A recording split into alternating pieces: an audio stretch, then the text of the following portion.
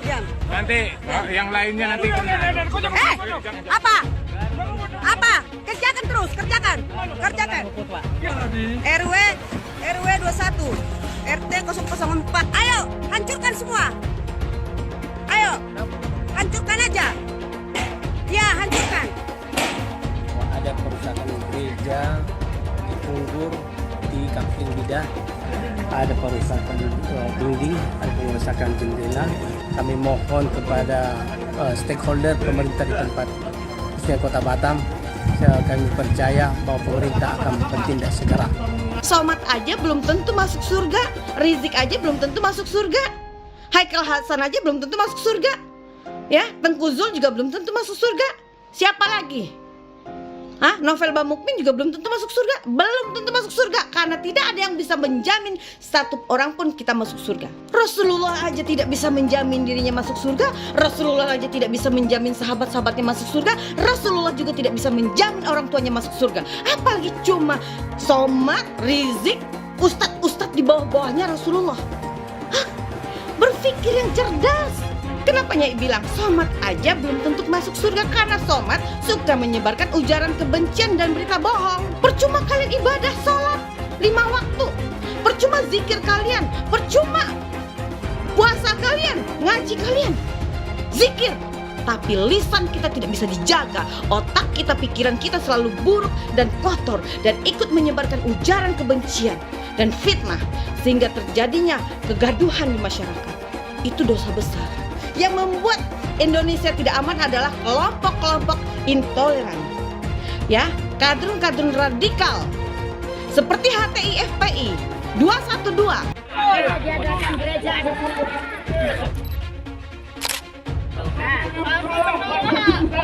Tak boleh, nggak ada orang gereja di sini. Tak boleh. Oh, tak boleh. Bukan tempat orang tahu gereja di sini. Kami nggak mengizinkan di Gunpad Bidangan ini ada sarana ibadah. Itu aja Pak, itu aja.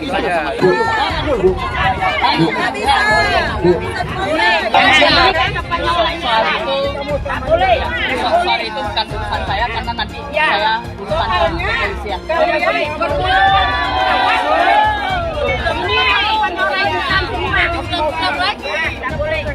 Pelarangan rumah ibadah terus berlangsung, dan ini akan terus terjadi kalau dibiarkan. Mereka percaya menolak atau menghancurkan gereja adalah langkah yang bukan hanya diridhoi, tapi bahkan juga diwajibkan oleh Allah. Karena mereka percaya dengan ayat-ayat Al-Quran yang menurut mereka memerintahkan umat Islam untuk memerangi kaum kafir. Ayat-ayat memerangi kaum kafir itu memang ada dalam Al-Quran, tapi makna kafir di sana tidak pernah berarti semua orang non-Muslim. Karena itu sungguh mengherankan bahwa MUI merasa tidak perlu bersikap soal pelarangan gereja ini. Pendiaman ini menyebabkan serangan terhadap umat Kristen terus berlangsung. Bila MUI terus membiarkan kejahatan ini terus terjadi, nama Islam akan terjerumus ke dalam lembah kehinaan. Bahkan lebih dari itu, bila MUI bungkam, MUI sebenarnya sedang membiarkan para pelaku penyerangan dan perusakan itu berada di jalan yang sesat. Akibatnya Islam nampak sebagai sebuah agama yang penuh kebencian, permusuhan, dan sama sekali tidak bisa disebut sebagai agama damai. MUI harus menyerukan dihentikannya pelarangan gereja. MUI harus menyerukan umat Islam untuk menganggap umat Kristen sebagai saudara. Banyak yang DM dan mention, "Bang, bahas Hindu ekstrim dong." Jawaban gue, gak usah kejauhan bahas Hindu ekstrim. Sementara di depan mata lo masih banyak Islam ekstrim yang hampir setiap minggu bubarin ibadah non-muslim dan nolak rumah ibadah non-muslim. Nih, hari Minggu 30 Juli 2023. Hari Minggu 23 Juli 2023. Hari Minggu 2 Juli 2023. Kenapa harus di sini? Di lingkungan yang mayoritas memang muslim. Sok-sok ngurusin Hindu ekstrim di seberang lautan, ada Islam ekstrim di depan mata gak kelihatan. Introspeksi negeri sendiri dulu sebelum ngurusin negara orang. Asalnya gedung ini tidak digunakan lagi untuk kegiatan ibadah. Yang mencoreng kota Binjai dari kereligiusannya, dari kedamaiannya. Kita meminta supaya tidak ada kegiatan di sini. Kami dari masyarakat yang berada dari lingkungan 1 sampai 6 turun untuk berdemo. Kita dilarang beraktivitas. Jadi kalau misalkan Anda tahu, tadi kan kami dengar, Pak. Kami dengar di bawah. Kami doa cuma berdoa. Kami berdoa aja nih. Cuma 12 orang. Iya, cuma kan izinnya itu.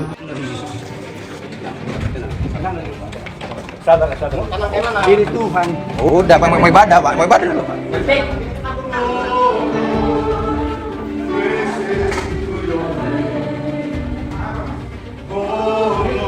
Poin penting di SKB 2 Menteri ini yang perlu kita ketahui bersama. Pada bab 1 pasal 3 dari aturan SKB 2 Menteri disebutkan, rumah ibadat adalah bangunan yang memiliki ciri-ciri tertentu yang khusus dipergunakan untuk beribadat, tidak termasuk tempat ibadat keluarga. Poin pentingnya adalah tempat ibadat keluarga tidak perlu pakai izin. Apa itu yang dimaksud dengan tempat ibadat keluarga? Kalau di Islam namanya musola, kalau di Kristen namanya kapel atau rumah doa. Apakah perlu izin untuk bikin musola di rumah atau di ruko? Tidak. Begitu juga untuk bikin kapel di rumah atau di ruko, tidak perlu minta izin. Jadi umat Kristen ibadah di rumah atau di ruko tidak perlu minta izin. Saya ulang, tidak perlu minta izin. Banyak Pak Pendeta dan jamaah tidak tahu pengecualian ini, sehingga mereka pasrah saat ada yang datang membubarkan. Ibadah di rumah dan di ruko sama seperti umat Islam sholat jamaah di musola rumah atau di musola ruko. Dibolehkan oleh SKB 2 Menteri dan tidak perlu minta izin pada siapapun. Jadi tolong pahami pengecualian ini dan jangan lagi mau dibubarkan. Alasan pembubaran selalu menggunakan alasan izin. Kenapa ada keinginan untuk menutup dan mengganggu rumah ibadah agama minoritas, terutama agama Kristen. Apakah penceramah-penceramah itu percaya bahwa dengan mengganggu atau menutup atau melarang ibadah agama Kristen atau minoritas, mereka bisa masuk surga? Apakah seperti itu ajaran mereka?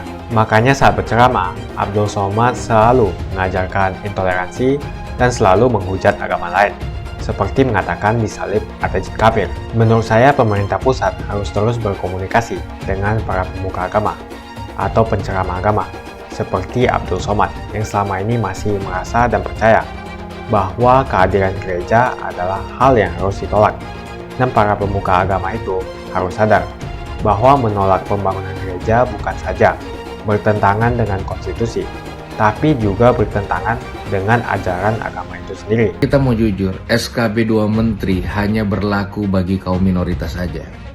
SKB 2 Menteri seringkali digunakan menjadi instrumen atau alat untuk menggebuk kaum minoritas, mengancam kebebasan beribadah. Mirisnya tidak terlihat semangat dan kesungguh-sungguhan dari Kementerian Agama dan pemerintah Indonesia untuk merevisi SKB 2 Menteri ini. Itu sebabnya saya mau mengajak melalui video ini, sama-sama kita berjuang untuk menegakkan konstitusi dengan tujuan utama merevisi kembali SKB 2 Menteri ini. Ya, saya tidak mau suatu saat anak saya ketika tumbuh dewasa masih harus berjuang untuk kebebasan beragama. Mari sama-sama bergandengan tangan, berjuang untuk merevisi SKB 2 Menteri ini, sehingga Indonesia menjadi rumah yang nyaman bagi semua golongan dan semua agama. Sebenarnya penegakan hukum di Indonesia ini untuk orang-orang intoleran itu sudah bagus, asal jangan pernah berpikir kalian minoritas. Kalau kalian tidak melaporkan, bagaimana bisa diproses? Nunggu sejuta umat bersuara menyuarakan itu, tapi cuma komentar, tindakannya nggak ada. Bilangnya apa? Kita cuma minoritas. Itulah karena kalian tidak nasionalis, makanya kalian itu mengecilkan diri kalian sendiri. Kita ini punya hak yang sama di Indonesia, ya. Semua yang beragama itu mempunyai hak beribadah. Sejauh ini cuma teman-teman dari Dharma Pala loh yang berani menuntut keadilan, bukan karena mereka minoritas, tapi karena mereka punya hak yang sama sebagai warga negara Indonesia. Apakah dalam prosesnya teman-teman Dharma Pala itu lancar-lancar saja? Tidak. Kasusnya pernah ditolak dengan alasan laporannya sudah ada atau sudah ada yang melaporkan. Tapi mereka terus kawal, terus kekeh. Akhirnya mantan Menteri Roy Suryo bisa dimasukkan ke penjara atas dasar penghinaan terhadap lambang-lambang agama. Apalagi ini yang menyetop orang beribadah, bukan siapa-siapa pula. Terus kenapa alasannya kalian tidak mau bersuara? Kalian tidak mau melakukan, kalian tidak mau melaporkan. Kenapa? Bersatu, berbuat. Jangan cuma diam. Mengenai kebebasan beribadah dan kebebasan beragama. Beragama Kristen, Katolik, Hindu, Konghucu, hati-hati, ini memiliki hak yang sama dalam beribadah. Beragama dan beribadah itu dijamin oleh konstitusi kita, dijamin oleh Undang-Undang Dasar 1945, Pasal 29 Ayat 2. Dandim, Pak Kapolres, Kapolda, Pangdam harus ngerti ini. Jari, Kejati, FKUB misalnya, apakah tidak memperbolehkan membangun tempat ibadah? Hati-hati loh, konstitusi tidak boleh kalah dengan kesepakatan. Karena saya lihat masih terjadi. Kadang-kadang saya berpikir sesusah itukah orang yang akan beribadah. Sedih kalau kita mendengar. Bagaimana dalam agama Islam seorang muslim karena jabatannya dia memberi izin berdirinya rumah ibadah seperti kelenteng, gereja, dia dapat dosa jariah mengalir terus sampai hari kiamat. Setiap berbunyi teng teng bisa dibelangkung malaikat, teng kelompang, teng kelompang, teng kelompang, teng kelompang. Rasakanlah tuh, rasakan. Ini udah banyak ini apa? Kalian kumpulkan aja lah. Kalian aja masuk surga. Rame-rame kalian menghina kami, menjolimi kami. Silakan. Ibadah cuma berapa menit. Ini kan kami bukan gereja ini, Pak. Namanya orang Nasrani itu ibadahnya bukan di tempat lain. Terus? Ini kalau ibu bilang ini bukan gereja berarti ibu nggak sah ibadah di sini. Nggak masalah. Bapak mau sah atau enggak? Tuhan kami yang tahu, Pak. Kami ini keberatan. Ruginya Bapak apa? Apa Pak ruginya? Takbir, tolak gereja. Didukung oleh wali kota, wakil wali kota, dan MUI. Hebat juga itu Cilegon. Takbir, tolak gereja. Kelompok-kelompok intoleran inilah yang disebut kadrun. Ini orang-orang yang mabuk agama sesungguhnya. Penolakan pembangunan gereja contohnya. Apakah terus Anda itu dijamin masuk surga gitu loh? Saya tuh kadang-kadang mikir ya. Sok agamis, yang sok pintar, yang memiliki kunci surga, yang punya 72 bidadari. Emang ada salah apa kalau di sana dibangun gereja? Emang ada dampak buruk apa kalau di sana dibangun gereja? Orang Kristen itu sembahyang itu tidak berisik. Tapi kalau Islam ya berisik. Maaf nih, saya juga Islam, maaf. Kita omong kasarnya aja ya. Kita orang Islam pakai toa ya, kedengaran kemana-mana. Orang Kristen biasa aja mendengarnya. Keadilan bagi seluruh rakyat Indonesia ya, bukan keadilan seluruh bangsa Islam, bukan ya. Jadi kalian tanam tuh betul-betul para ulama-ulama jahanam tuh. Sumbernya atau dalang dibalik pelarangan pendirian rumah ibadah adalah MUI. MUI membuat surat yang mana melarang sebenarnya pendirian ibadah ini. Kalian takut kalau misalnya ada rumah ibadah agama lain di lingkungan kalian takut pindah agama. Berarti kalian nggak yakin dong sama agama kalian. Kalau misalnya ada orang-orang yang nggak suka hidup berdampingan dengan umat agama lain, saya bingung nabinya siapa? Nabinya siapa? Coba jelasin ke saya. Tidak boleh membangun gereja di dalam Islam. Hadis ini yang sering dikutip. Kalau ada orang bikin gereja dihancurin. Kalau ada orang bikin gereja dilarang. Karena pakai hadis itu. Mengapa tidak mendapatkan izin? Karena masih ada paham Bu bahwasanya nggak boleh ada rumah ibadah orang agama lain di dekat di lingkungan orang Islam. Jangan berteman kecuali mukmin. Kenapa? Karena berteman dengan non-muslim itu pelan-pelan menggerus iman kita sama Allah. Kalau bisnis tidak apa-apa. Jadi kalau jalan-jalan sama orang yang tidak jelas itu kafir, misalnya dia non-muslim, itu tidak baik. Jadi kalau ngejak orang makan itu orang yang apa? Yang bertakwa kepada Allah. Karena kalau dia tidak bertakwa kepada Allah, nanti kekuatan dari gizi makanan yang masuk ke badan si orang tadi itu akan membuat dia terbantu untuk maksiat. Kita lupa bahwa dia ada jelek yang sangat besar. Dia tidak mau dengan Tuhan kita. Itu jelek itu, walaupun dia ganteng atau bersih ini kayak apa. Kenapa? Karena mengurangi iman kita. Makanya Rasulullah mengatakan, la tusahib, ojo jangan berteman dengan orang kafir. Inilah akhlak di hadapan Allah Subhanahu wa taala. Hidup ini mesti kita jangan balik lagi ke zamannya abad ke-6 ke-7 gitu loh. Itu nggak tahu goblok atau sinting gitu, saya juga nggak tahu. TV itu dikatakan para ulama haram. Maka usulan ana kepada antum-antum yang punya TV, buang tuh TV. Bahaya. Bagaimana hukumnya musik dulu kan? Saya katakan haram. Surah 26 As-Sigat 31 ayat 6 dulu kan udah dibacakan. Dari mana musik itu? Dari gereja. Musik bagian ibadah Kristen. Makanya sekarang mereka nyanyi, Pak. Haleluya, puji Tuhan. Sorga. Kapan musik masuk Islam? Pernah nggak musik mualaf? Itu permainan setan. Jual beli musik haram, duitnya haram. Jual beli alat musik, gitar, piano haram, duitnya haram. Penyanyi dapat duit dari nyanyian haram karena Allah mengharamkan nyanyian musik. Setan masuk lewat musik. Maka lagu yang selalu kita dengar itu akan terngiang-ngiang terus di telinga. Pas kita mau tidur datang dia. Lagu terngiang-ngiang. Maka jangan dengarkan musik. Itulah yang ditempelkan salib di belakang ambulan. Kalau masjid kita punya ambulan, balik dari sini ambil pilok. Pilok itu lambang yang ada di ambulan. Ganti dengan bulan sabit. Orang kafir itu di neraka.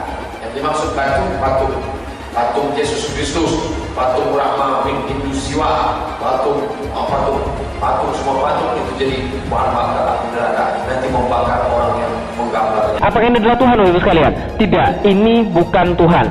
Kalau dia punya tangan kayak manusia, tangannya 4. Kalau gitu kalau ada barangnya 8 gimana? Tambah lagi tangannya. Apakah ini adalah Tuhan, Ibu sekalian? Kalau ada yang bilang ini adalah Tuhan, tanya Tuhannya yang mana? Yang kiri atau yang kanan? Dia ketawa terus dan dia sejahtera karena itu dia makan terus seluruhnya. Agama Kristen Tuhannya sudah mati di kayu salib. Ka'bah itu apa?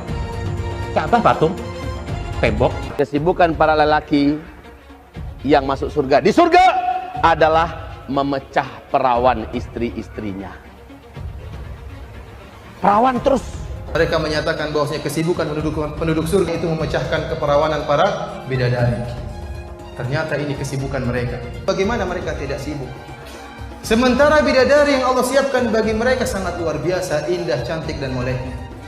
Salah satu nikmat yang ada dalam surga adalah pesta seks. Minta maaf, karena inilah yang kita tahan-tahan di dunia. Saya bukan mengatakan Bible Kristen fiksi. Bible Kristen itu palsu. Biar jenderal 100 bintang. Kalau kafir kau ke neraka. Tidak ada urusan. Pancasila Soekarno, ketuhanan ada di pantat. Anak Tuhan dari mana? Kalau Yesus anak Tuhan, bidangnya siapa? Besok di seluruh wilayah Indonesia kami katakan dalam. Karena di salib itu ada jin kafir. Karena di salib itu ada jin kafir. Karena di salib itu ada jin kafir. Haleluya. Kepalanya ke kiri apa ke kanan? Kepalanya ke kiri apa ke kanan? Tetap percaya salib itu lambang mulia, bukan jin. Kok ketawa? Aku nggak nyindir siapa-siapa loh. Saya ingin menjawab pertanyaan atau menjawab tuduhan bahwa saya ini anti agama, anti Islam, penista Islam, dan sebagainya. Saya sebenarnya malas sih menjawabnya, tapi lama-lama saya pikir saya harus menjelaskan kepada publik tentang kengawuran tuduhan itu. Soalnya kalau dibiarkan, jangan-jangan orang benar-benar percaya saya ini anti Islam. Dan sejauh ini memang banyak yang percaya. Contoh paling gampang adalah ketika saya dikeroyok pada 11 April tahun lalu. Ketika itu para pengeroyok saya melakukan tindakan biadab itu karena mereka benar-benar percaya saya itu penista agama. Dan mereka melakukannya karena di kepala mereka saya ini penista agama. Itu mereka katakan di pengadilan. Jadi ada banyak orang yang memang percaya saya itu anti-Islam, penoda Islam, atau bahkan tadi ateis. Saya rasa persepsi semacam itu tercipta karena memang ada pihak-pihak yang dengan sengaja mengkampanyekan bahwa saya itu adalah orang murtad atau semacam itu. Ketika hakim minta mereka menjelaskan kenapa mereka sampai memukuli dan menendangi saya, mereka bilang mereka yakin saya itu penista agama anti-Islam. Ada banyak juga teman yang bilang kenalan mereka membenci saya karena saya anti-Islam. Atau saya juga pernah diwawancara oleh seorang host yang bilang dia menyangka saya itu ateis atau tidak percaya Tuhan. Jadi sekarang izinkan saya bikin penjelasan. Saya sholat 5 waktu, saya puasa, saya mengaji, saya banyak baca buku Islam, dan saya berzakat. Memang cara beragama saya rileks. Misalnya, sholat 5 waktu. Saya bukan tipe muslim yang sholat di waktu awal begitu azan terdengar. Saya misalnya tidak akan korupsi karena saya tahu Tuhan mengawasi saya dan Dia akan menghukum saya kalau saya melakukannya. Anda bisa menguji saya, misalnya dengan pura-pura hendak menyuap saya. Pasti saya tolak. Dan bahkan kenapa saya bersahabat dengan orang-orang non-muslim, dengan orang ateis sekalipun, ya karena saya percaya itu adalah sesuatu yang diperintahkan Tuhan. Saya percaya Tuhan memang menciptakan dunia secara beragam. Tuhan dengan sengaja menciptakan Islam, Kristen, Hindu, Buddha, Konghucu, dan juga ateisme dan yang lain-lain. Tapi saya melakukan itu semua karena menurut tafsiran yang saya percaya, aturan sholat memang tidak kaku-kaku amat. Jadi saya ulang, saya adalah pemeluk Islam yang taat. Kehidupan saya sangat dipengaruhi oleh keyakinan saya bahwa ada Tuhan yang terus mengawasi saya. Saya memilih untuk menafsirkan Islam dengan cara yang terbuka, kritis, rasional, mengikuti akal sehat, yang menghargai keberagaman. Jadi kepercayaan saya terhadap pluralisme, terhadap Indonesia yang berbineka tunggal ika, dan terhadap NKRI adalah karena kepercayaan saya pada Tuhan. Non-Muslim adalah ciptaan Tuhan yang harus dihargai, dicintai, dibela. Saya bersahabat dan membela orang non-Muslim karena saya percaya Tuhan memerintahkannya. Buat saya, Tuhan adalah faktor terpenting dalam hidup saya. Saya berusaha hidup sebagai manusia religius. Lantas kenapa saya malah dibenci sebagai orang yang anti-Islam? Saya percaya jawabannya ada pada cara saya menafsirkan Islam. Saya mengungkapkan banyak hal yang sebenarnya banyak juga orang lain meyakininya, tapi selama ini tidak diungkapkan. Dan karena itu saya dibenci oleh mereka yang terganggu dengan keterbukaan saya mengungkapkan kebenaran. Tentu saja menyampaikan kebenaran semacam itu tidak selalu mudah. Men-challenge sebuah pendapat yang sudah sekian lama diyakini memang berisiko. Dan itulah yang saya rasa terjadi pada diri saya. Hanya saja saya merasa harus menyampaikannya kepada publik karena Tuhan juga memerintahkan setiap manusia untuk menyampaikan kebenaran yang diketahuinya.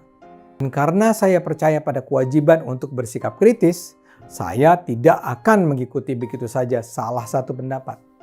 Saya akan dan harus mempelajari terus, lagi dan lagi. Proses itulah yang membentuk cara beragama saya. Dan penafsiran itu tidak selalu sejalan dengan apa yang diyakini kaum Islam mainstream di Indonesia. Jumpa lagi dengan saya di channel Jonas Leong.